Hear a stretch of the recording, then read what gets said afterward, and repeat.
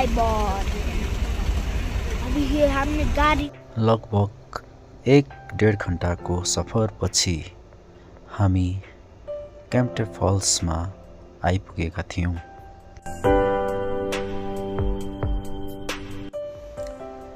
Main रोडको दाहिने एउटा सानो बाटो रहेछ वाटरफल्स जानको लागि। हामी त्यही बाटो ओह्रालो लाग्यौँ।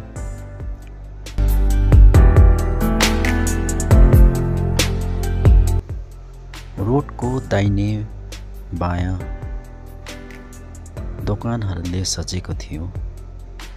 त्यो दोकानहरूमा धेरै प्रकारको राम्रो राम्रो सामानहरू राखेको थियो।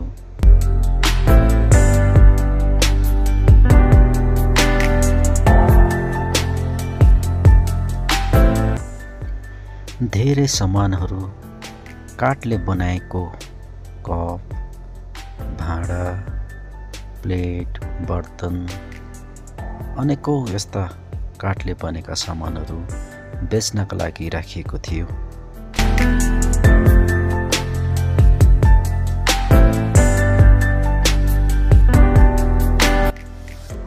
लेडिज ह्यान्डब्याग, स्यान्डल, स्लिपर र धेरै लेडिजले लाउने सामानहरू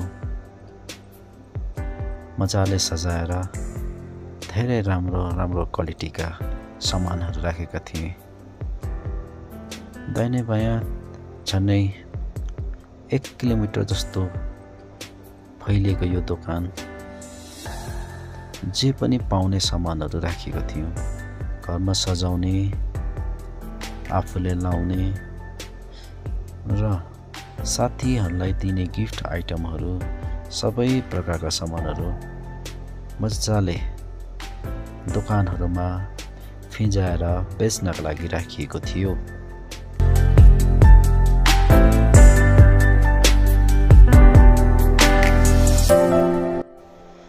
लास्टमा झन्डै 1 किलोमिटर जस्तो तल हामी दाहिने बायाँ दोकानको रमाइलो दृश्य हेर्दै आएपछि वाटरफल्स आइपुग्यौँ।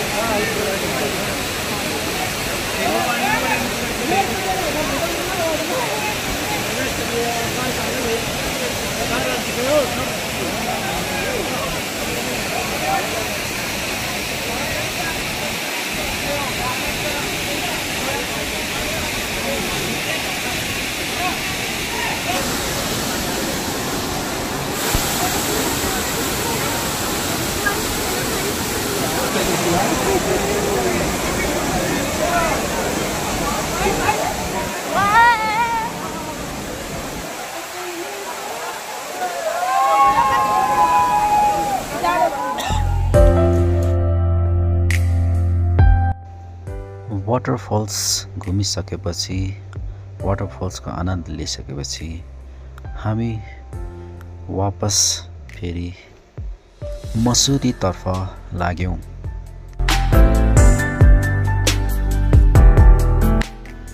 धेरै समयहरू बितिसकेको थियो अनि जाडो पनि बढिसकेको थियो।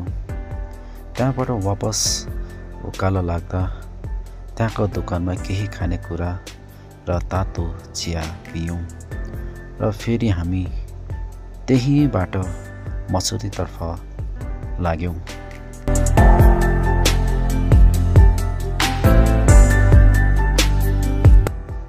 धेरै लामो सफर भएको कारणले गर्दा हामी सबै थाकिसकेका थियौँ। तर त्यो नेचुरल वाटरफल्सको सुन्दरता देखेर सायद हाम्रो थकान कम भए जस्तो लागिरहेको थियो।